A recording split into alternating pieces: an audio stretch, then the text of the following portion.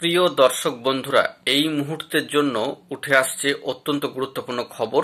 South 24 Pargana প্রাথমিকের 2009 নিয়োগ সংক্রান্ত সর্বোচ্চ ন্যায়ালয় সুপ্রিম কোর্টের কেস সংক্রান্ত বিষয়। বন্ধুরা, এই মুহূর্তে হয়তো আপনারা একাধিক আপডেট পেয়ে গিয়েছেন, তবু যে কথাগুলি না বললেই নয়, অবশ্যই ভিডিওর মধ্যে তুলে ধরছি।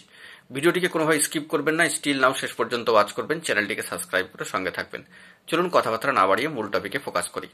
বন্ধুরা, আজকে আমরা দেখলাম যে south 24 Pargana 2009 primary recruitment process related অত্যন্ত গুরুত্বপূর্ণ মামলা এবং গুরুত্বপূর্ণ এসএলপি কার্যত আবারও কিন্তু একটি দীর্ঘায়িত ডেট পেল, এবং সেই দিক থেকে computer generated tentatively schedule deadline কিন্তু উঠে এসেছে।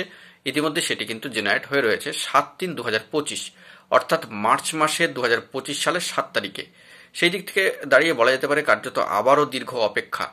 কিন্তু তাৎপর্যপূর্ণ বিষয় যে আজকে তিনটি অত্যন্ত গুরুত্বপূর্ণ দিক উঠে আসলো একেবারে সম্মানীয় দেবাশিস বিশ্বাসের যে ভয়েস বার্তা, সেই সূত্রে। প্রথমত, অ্যাডভোকেট পরিবর্তনের একটা ইস্যু, এবং দ্বিতীয়ত সেই সংক্রান্ত বিষয়ে দ্বিতীয়ত যে কথাটি উল্লেখ করতেই হয় যে ওকালতনামা কিন্তু নেই, এই একটা যেরকম প্রসঙ্গ থাকছে, তেমনি তৃতীয় যে জরুরি যে বিষয়টা থাকছে সেটা হচ্ছে যে থার্ড পার্টি হিসাবে যে সম্মানীয় থার্ড পার্টিদের তরফ থেকে যে সম্মানীয় অ্যাডভোকেট মহাশয় রয়েছেন, তিনি কার্যত লিমিটেড বলবেন, বা যতটুকু বলবার তিনি কিন্তু বলবেন।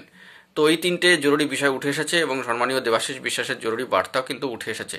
তো সেই নিরিখে এই ভিডিওটা কিন্তু ক্রিয়েট করতেই হলো।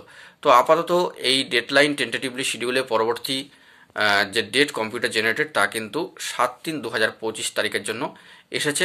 এরপর পরবর্তী ক্ষেত্রে আবার ওই দীর্ঘ সময়ের পরে কজ লিস্ট এলে বোঝা যাবে, এবং সিরিয়াল নাম্বার চলে এলে সবটাই কিন্তু স্পষ্ট হবে।